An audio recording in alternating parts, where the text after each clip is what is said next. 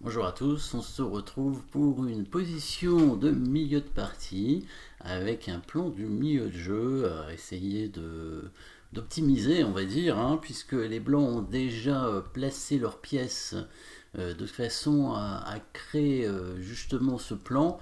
Ce plan, quel est-il? C'est de jouer évidemment sur le pion arriéré en D6, et donc d'essayer de le fixer, bien entendu, et d'installer après une pièce dessus, donc le cavalier a priori. Donc le cavalier blanc, le deuxième cavalier blanc qui est arrivé ici en C4, dont l'idée est de viser la case forte, comme on le sait, devant un pion arriéré, il y a toujours une case forte.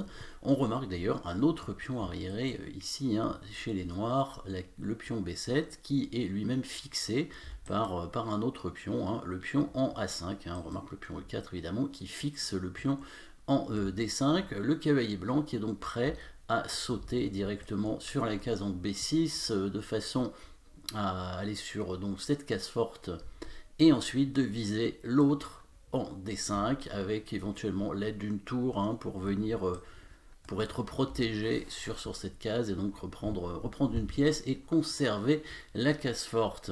Donc voilà le plan des blancs qui est proche d'être réalisé. C'est aux noirs de jouer. Ici les noirs auraient peut-être la possibilité d'empêcher le cavalier de venir en B6 avec l'aide peut-être d'un coup de fou en D8. Bon, c'est pas très actif comme coup.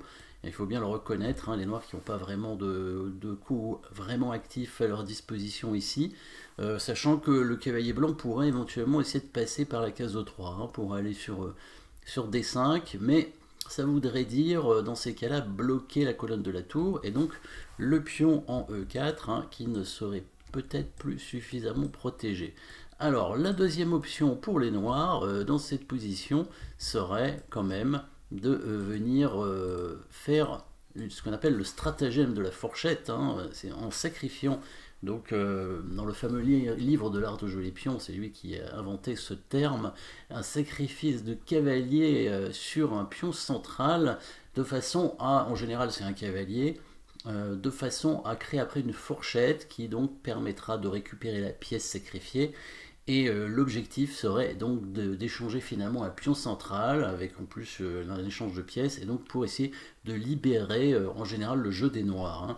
Donc les noirs qui ici peuvent faire un stratagème de la fourchette avec le sacrifice du cavalier, un sacrifice donc qui n'en est pas vraiment puisque le cavalier va être récupéré très rapidement avec un échange de pièces qui va arriver sur la case 4 et le pion D6 qui pourra avancer en D5 de façon à récupérer la pièce sacrifiée.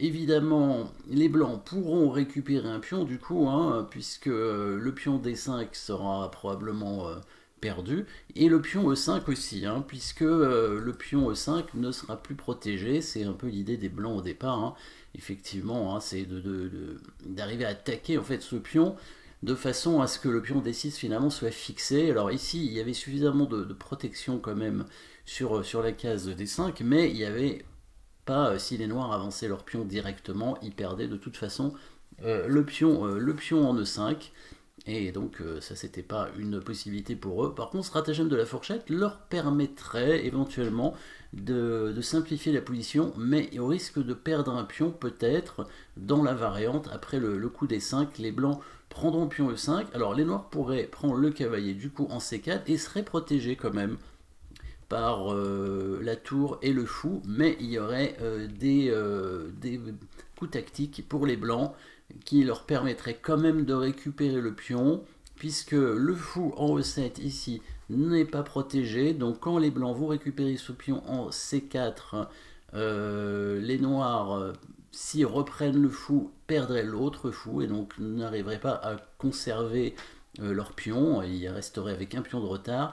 Peut-être une option que les noirs pourraient faire, c'est mettre le fou en F6. On va voir dans le calcul, on va bouger les pièces bien évidemment, le fou en F6, mais là il y aurait une pointe. Donc on va voir tout de suite ce qui se passe. c'est quand même probablement le meilleur coup pour les noirs, hein, puisque les noirs, bon, l'autre option, comme j'avais dit, c'était peut-être le coup de fou très passif en D8, hein, pour tenter de bloquer l'arrivée du cavalier en B6, le cavalier qui pourrait éventuellement essayer de venir en E3, mais du coup le pion E4 serait plus suffisamment protégé, donc les blancs qui seraient obligés de faire autre chose pour essayer d'amener leur cavalier en D5, hein, peut-être amener d'abord la tour en D1 pour viser du coup le pion D6, hein, qui lui n'est plus protégé par le fou pourrait revenir défendre, voilà, le fou qui resterait quand même dans une position inconfortable. Donc regardons quand même le stratagème de la fourchette avec cavalier prend E4, cavalier prend. Donc échange des dames pour les blancs, hein, c'est probablement la meilleure façon de jouer.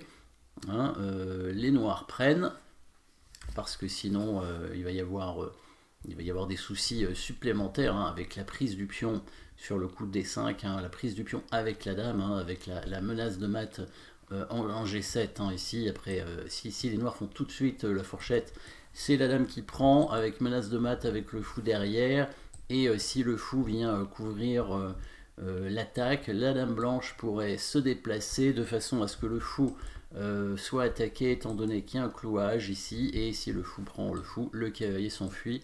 Du coup, les noirs ne récupèrent pas la pièce, ils resteraient avec une pièce de moins, hein, c'est pas vraiment l'idée. Donc les noirs doivent échanger les dames, bien entendu, la tour reprend, et la fourchette est créée. Voilà, les noirs pensent avoir réalisé le plus dur, sauf que c'est pas fini. Les blancs maintenant prennent ce pion en E5. Alors, les noirs pensaient que ce coup était pas dangereux, puisque ils pouvaient prendre ce cavalier ici en C4, en disant, voilà, j'ai récupéré tous mes pions, maintenant s'il prend le pion, ce serait une erreur, puisque je vais mettre mon fou en F6, je vais attaquer sa tour, et derrière le fou n'est pas protégé, donc enfilade. Sauf que, ici, comme vous le voyez peut-être, il y a une possibilité d'attaque double pour les blancs, qui va arriver après le coup fou F6. On pourrait prendre le fou avec la tour ici, puisque le fou blanc serait en C4, hein, la tour pourrait prendre le fou, parce que si le pion reprend, le fou reprend le pion en faisant échec, et attaquerait la tour de l'autre côté ici. Donc les blancs, du coup, récupéreraient la qualité sacrifiée, auraient pris un pion au passage, et du coup, ben, resteraient quand même avec un pion d'avance, hein, voire deux, même dans cette variante, évidemment. Évidemment, les noirs ne seraient pas obligés de prendre la tour en E6, hein, et pourraient prendre directement le fou en B2 pour attaquer l'autre tour, mais la tour viendrait simplement attaquer le fou ici.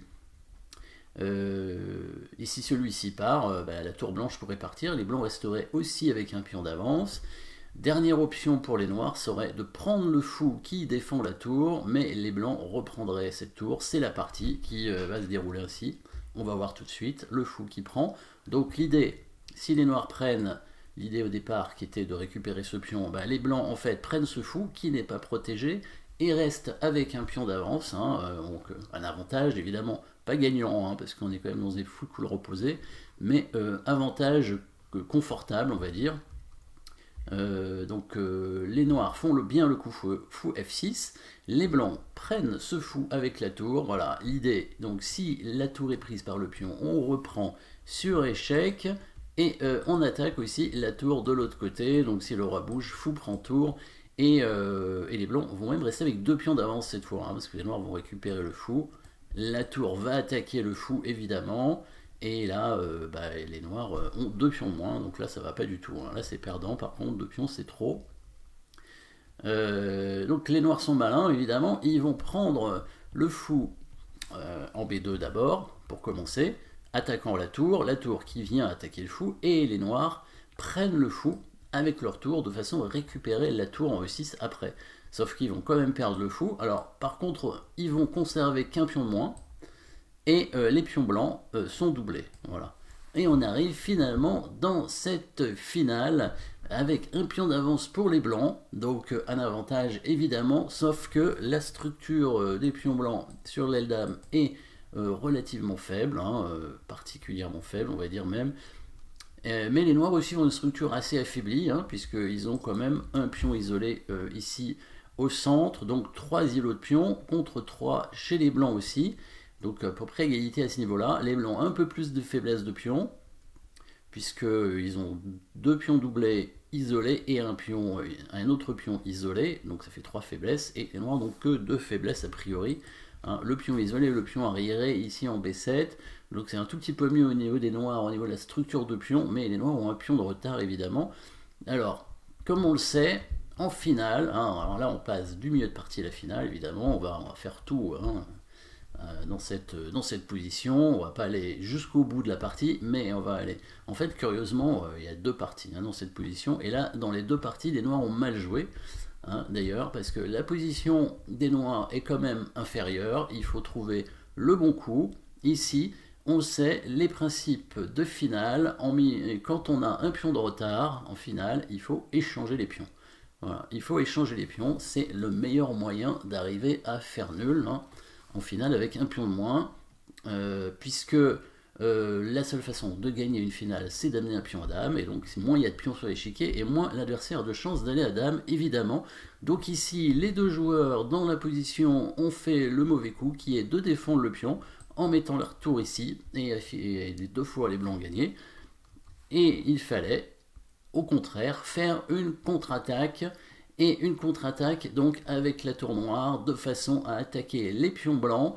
On va, alors, en priorité, alors il y a 2 pions à attaquer, hein, 2 pions possibles à attaquer, comme on le voit, chez les noirs, ce serait donc les 2 pions en A5 et en C4. Les noirs pourraient choisir d'attaquer l'un ou l'autre. Lequel pion on va choisir? Quel est le pion qu'on va choisir? On va choisir le pion le moins faible des 2, c'est-à-dire le pion isolé. Bah, ils sont tous les 2 isolés, mais le pion isolé qui n'est pas doublé. Voilà, donc évidemment, on va choisir le pion en A5. Et donc, le bon coup, c'est bien le coup tour en F5 pour attaquer le pion en A5 de façon à rentrer dans cette finale ici, tour pont B7, tour pont A5, avec les pions blancs doublés, isolés, qui seront plus faciles à attaquer, plus faciles aussi à arrêter. Il y aura un pion passé pour les blancs, mais finalement les noirs aussi ici ont un pion passé. Hein. Et là, les noirs devraient faire nul sans trop de difficultés dans cette finale. La meilleure façon de jouer pour les blancs, même si elle n'est pas vraiment très drôle à faire, mais il n'y a pas trop le choix. Si on veut jouer vraiment pour essayer de gagner, il faut tenter de conserver les pions au maximum.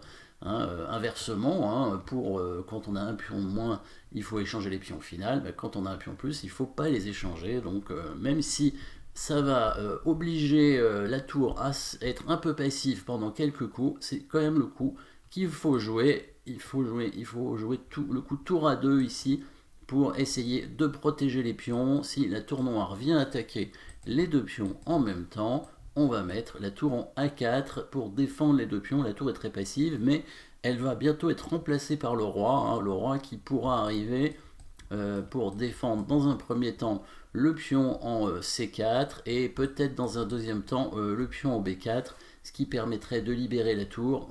Les noirs devraient quand même réussir à s'activer suffisamment pour obtenir la nulle, je pense, puisque ça prend beaucoup de temps pour le roi blanc pour arriver sur l'aile dame. Voilà ce qu'il fallait faire avec les noirs. Donc au départ, dans la position de milieu de partie du départ, le bon coup c'était quand même bien ce stratagème de la fourchette. Malgré tout, hein, si les noirs avaient prévu tout ça, ils auraient pu peut-être eu l'idée dans l'ouverture ou dans le début du milieu de partie de ne pas mettre leur tour en C8 pour éviter la fourchette. Évidemment c'était difficile à voir hein, au départ la fourchette future hein, avec le fou quand il arrive en E6. Voilà, cette fourchette là, quand le fou arrive en E6, la tour est attaquée. Et sans rire, hein, ça m'est arrivé donc de jouer une partie où mon adversaire a mis la tour en D8. Et là, ça changeait tout, évidemment. Hein, la tour, pas le fou, la tour C8 était en D8 dans cette même position. Et là, le coup cavalier prend E4 était un bon coup. On aura peut-être l'occasion de voir cette partie. Merci en tout cas d'avoir suivi cette position de milieu de partie. Et puis à très bientôt.